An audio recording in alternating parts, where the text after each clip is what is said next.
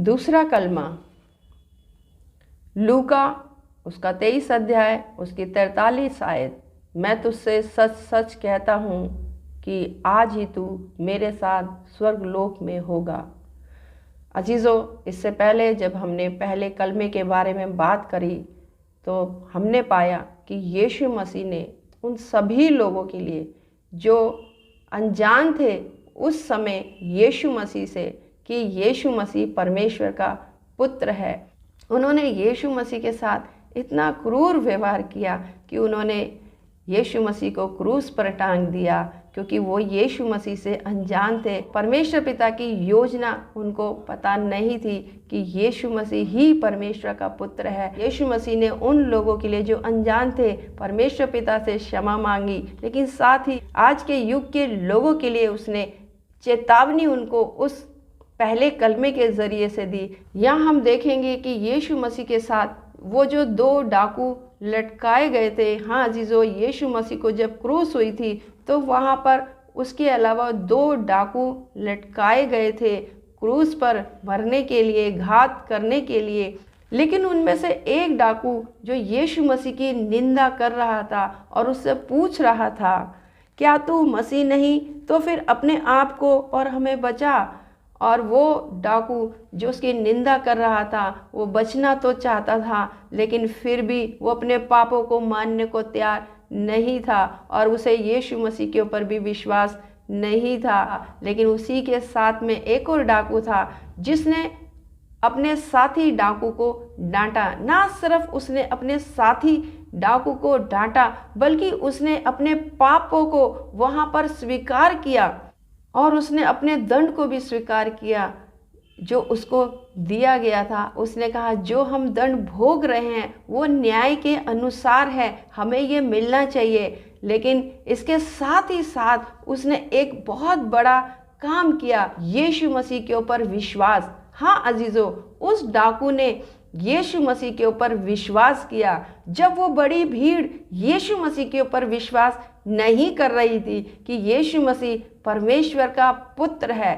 वहीं पर ही ये डाकू जिसने जीवन भर सिर्फ अनुचित काम किया था वो यीशु मसीह की गवाही दे रहा था, यीशु मसीह के सच्चे होने की गवाही दे रहा था, यीशु मसीह के परमेश्वर का पुत्र होने की गवाही दे रहा था। उसके ऊपर ये बिल्कुल फर्क नहीं पड़ रहा था कि इस समय यीशु मसीह असहाय हैं, इस समय यीशु मसीह निर्बल हो गए हैं या इस समय यीशु मसीह एक दुखी पुरुष हो गए थे। उन्होंने वहाँ पर अपनी सारी सुंदरता खो दी थी, वो लहूलुहान हो गए थे, उनका शरीर बोझ से लटका पड़ा था और वो कर्रा रहे थे। उनके पूरे शरीर के अंदर चोट के और घाव के निशान थे जिसके अंदर से लहू लगातार बह रहा था। इसके बावजूद उस डाकू ने यीशु मसीह को बेकसूर कहा और ना सिर्फ उसने उसे बेकसूर कहा बल्कि उसने इस बात को स्वीकार किया अजीजों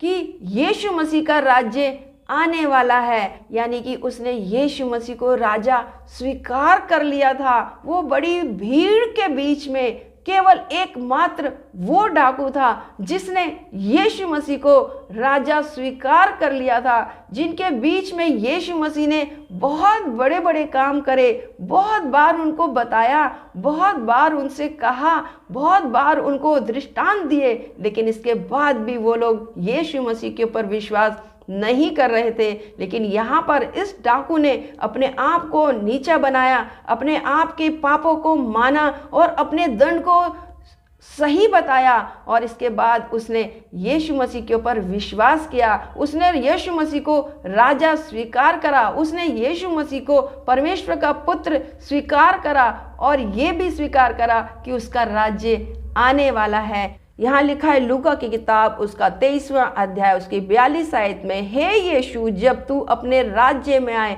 तो मेरी सुधि लेना। जब तू अपने राज्य में आए तब मेरी सुधि लेना।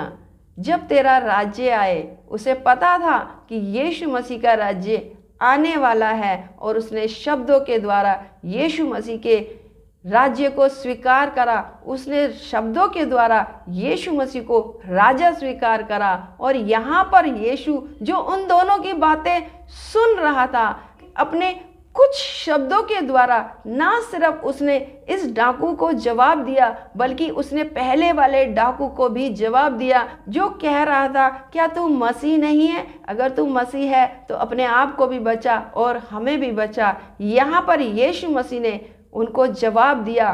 क्या जवाब दिया? उसने जवाब दिया कि तू आज ही मेरे साथ स्वर्ग लोक में होगा। जहाँ पर यीशु मसीह ने इस डाकू के लिए स्वर्ग के रास्ते उसी समय खोल दिए, वहीं पर उसने पहले वाले डाकू को जवाब दिया।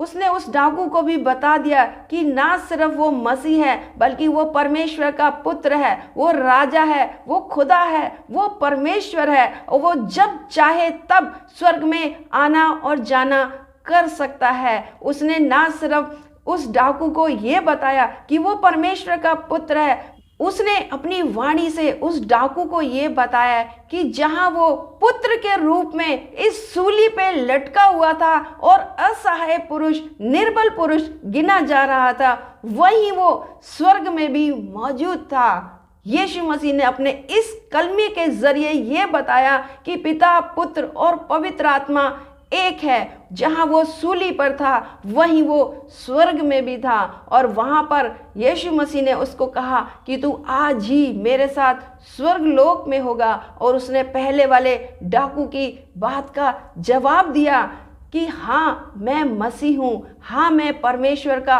पुत्र हूँ। क्योंकि पहले वाले डाकू ने ना तो अपने पापों को स्वीकार करा और ना ही वो यीशु मसीह को स्वीकार कर रहा था, ना उसके राज्य का वो जिक्र कर रहा था, लेकिन वो बचना चाह रहा था। अजीजों, बहुत सारे हम में से ऐसे लोग हैं जो यीशु मसीह के पास जाना चाहते हैं, जो यीशु मसीह के स्वर्ग के राज्य में शामिल होना चाहते हैं, लेकिन फिर भी हम ना अपने पापों को स्वीकार करते हैं, ना हम यीशु मसीह को अपने जीवन में ग्रहण करते हैं। यीशु मसीह चाहता है कि जिस तरीके से उस डाकू ने, जो यीशु मसीह से पहली बार मिला और पहली बार ही मिलने पर उसने अपने आप को इतना छोटा बनाया, इतना बड़ा डाकू जिससे सभी लोग डरते थे, जो कभी किसी के आगे नहीं झुका, वो यीशु मसीह के आगे झुक गया। उसने यीशु मसीह के आगे अपने पापों को स्वीकार करा, उसने यीशु मसीह का राज्य को स्वीकार करा, उसने यीशु मसीह को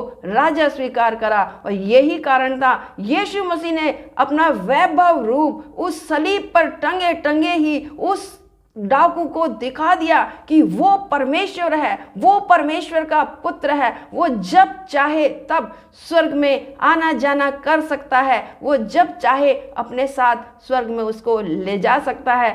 उसने उस डाकू के लिए उस इंतजार को भी खत्म कर दिया जो आज हम लोग इंतजार करते हैं कि एक दिन हमारा यीशु आएगा हमें ले जाने के लिए और मुर्दे जी उठेंगे और जो उसके चुने हुए जो लोग हैं वो उसके साथ स्वर्ग में जाएंगे। लेकिन डाकू को कोई इंतजार नहीं करना पड़ा। डाकू को उसने वहीं पर ही फैसला सुना दिया, क्योंकि वही खुदा था, वही परमेश्वर था, वही जज था, वही वकील था, सब कुछ यीशु मसीह ही था। और यीशु मसीह ने अपना बड़ा और वैभव रूप इस समय उस डाकू को दिखाया। ना सिर्फ उस डाकू को दिखाया, बल्कि उस दूसरे डाकू को जो कह रहा था कि क्या तू मसीह नहीं, उसको भी उसने दिखाया कि हाँ, मैं मसीह हूँ और फैसले करने का अधिकार मेरे हाथ में है, क्योंकि स्वर्ग और पृथ्वी का सारा अधिकार मुझे दिया गया है। उस डाकू को स्वर्ग लोक में आने को कह दिया कि तू आज ही, मैं सच सच कहता हूँ कि तू आज ही मेरे साथ स्वर्ग लोक में होगा। और इस प्रकार से वो डाकू बचाया गया। वो डाकू जो पूरी जिंदगी बुराइयां करता रहा, पाप में घिरा रहा, लेकिन जैसी वो यीशु मसीह के सामने आया, उसने अपने आप को यीशु मसीह के ऊपर निछावर कर दिया, यीशु मसीह के हाथ में सौंप दिया। अजीजों, वो तो सिर्फ यही कह रहा था कि जब तेरा राज्य आए तो मेरी शुद्धि लेना। वो सिर्फ शुद्धि लेने की बात कर रहा था, लेकिन यहाँ पर यीशु मसीह आनंदित हो गए उसकी बात को सुनकर, क्योंकि वो समय एक ऐसा समय था जब यीशु मसीह बिल्कुल अकेला था। कोई भी व्यक्ति उसके ऊपर विश्वास नहीं कर सकता था, क्योंकि यीशु मसीह तुच्छ जाना गया था, यीशु मसीह दुखी पुरुष जाना गया था, यीशु मसीह असहाय जाना गया था। लेकिन यहाँ पर उस डाकू ने यीशु मसीह को उस हालत में राजा स्वीकार करा, उसके राज्य आने की बात करी। अजीजों, आज ये मौका है कि हम मनुष्य चाहे तो अपने अपने पापों को स्वीकार करके यीशु मसीह को अपने जीवन में ग्रहण करें, ताकि जिस तरीके से यीशु मसीह ने स्वर्ग का रास्ता उस डाकू के लिए खोल दिया, ठीक ऐसे ही यीशु मसीह हमारे लिए भी, उन लोगों के लिए भी जो यीशु मसीह को स्वीकार करते हैं और ये मानते हैं कि यीशु मसीह ही परमेश्वर है और उसका राज्य आने वाला है। आइए हम भी लगातार कोशिश करते रहें कि हम भी यीशु मसीह के साथ उसके राज्य में शामिल हो जाएं। अगले वीडियो में मैं फिर आपसे मिलती हूँ तीसरे कलमे के साथ।